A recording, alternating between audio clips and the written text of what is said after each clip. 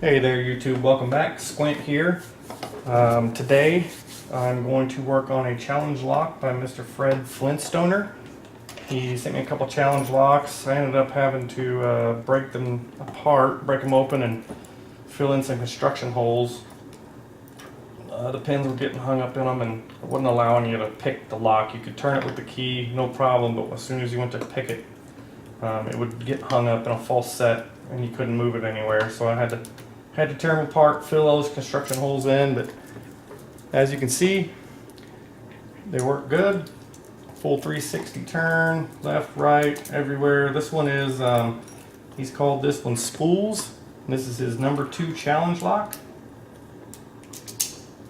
Key in, working good. Here's the key bitting. You guys can see that. Let's go ahead and put it in a vise, see if we can get this thing open.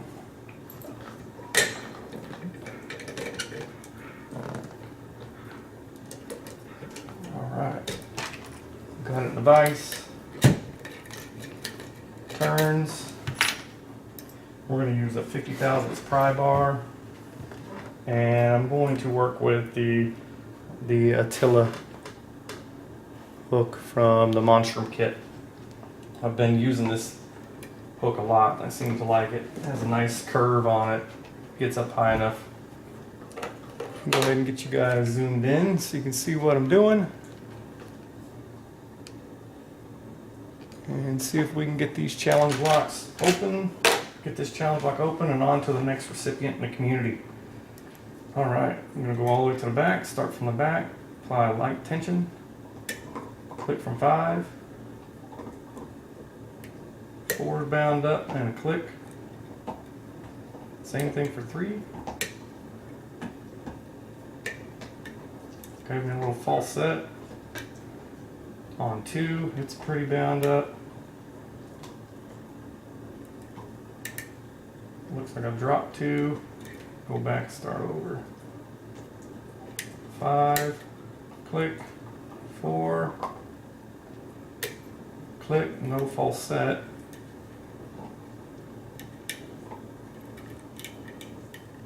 I may have overset it, everything just went to mush.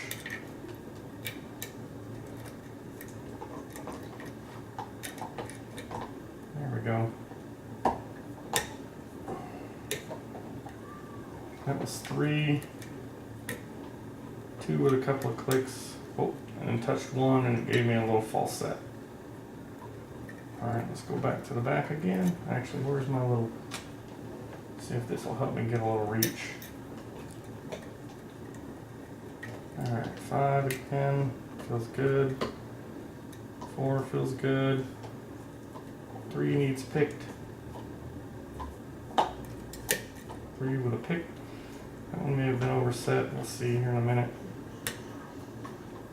2 with a click. And 1 with a click. Back to 3. Alright, 3 got set. Back to 2. Alright. 4. 4 gave me a couple of clicks. False set's definitely gone away. And I may have an overset. I may have overset 4 just now. See if I can drop it. Alright, I dropped it.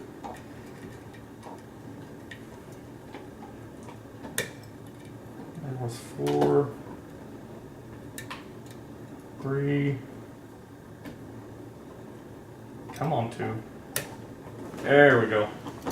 Alright, open on 2. Alright, let me get this thing out of here. Zoom out so you guys can see what I'm about to gut.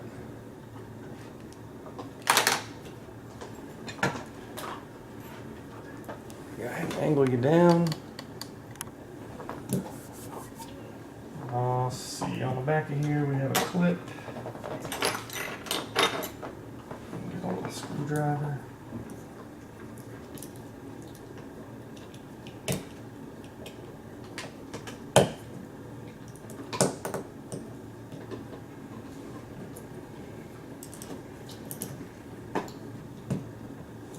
Clip is out.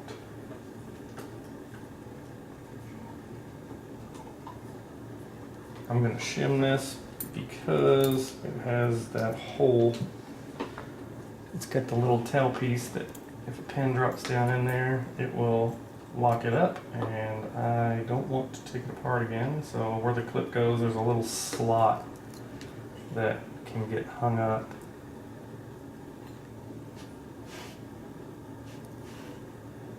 Get hung up with some of these pins in there. So, whoops. Let's go ahead and slide that in. Maybe.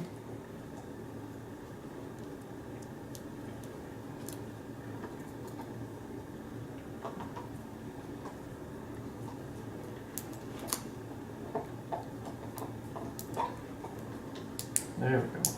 It was not wanting to go in there for a minute. Alright, let me find my follower. So unprepared. There we go. This will work. Key pins are up.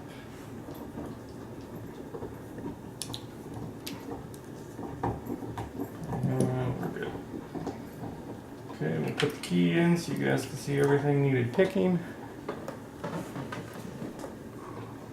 Everything needs picked. You can see the construction holes where I had to fill them in. I may need to go redo this one also. We'll see. It seems to be working okay right now. But all pins are in and working.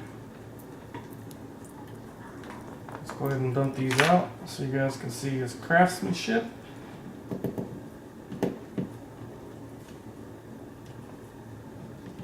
One, two, three is definitely hung up.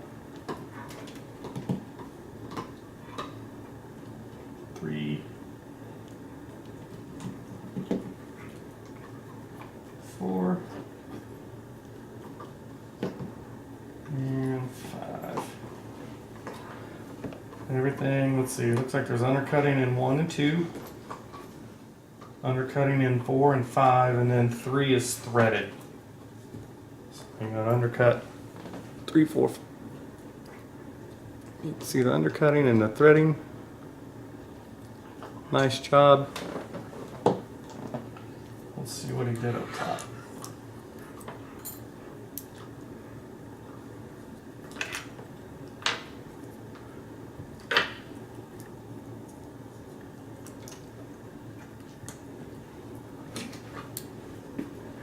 In one he had a spool, and I'm going to tell you every one of these is a spool because the name is Spools. 2 is a spool, 3 is a spool,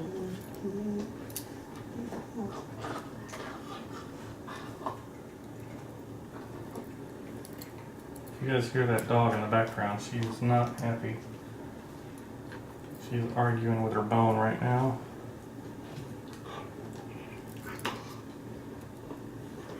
2 spring. 3 has a little bitty tiny spring in it. I had to replace that spring, so I put a small copper spring in there.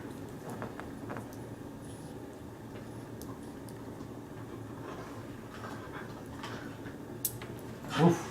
Strong spring in 5. Nice little spool. There's the spring, steel spring, and another nice spool in 4. Another steel spring. All right, and then up top he has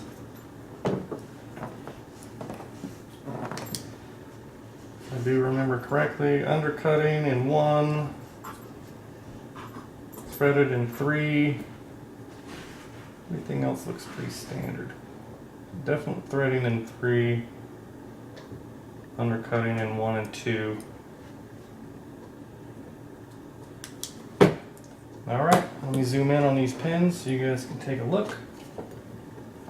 Actually, I gotta orient them first. key pin.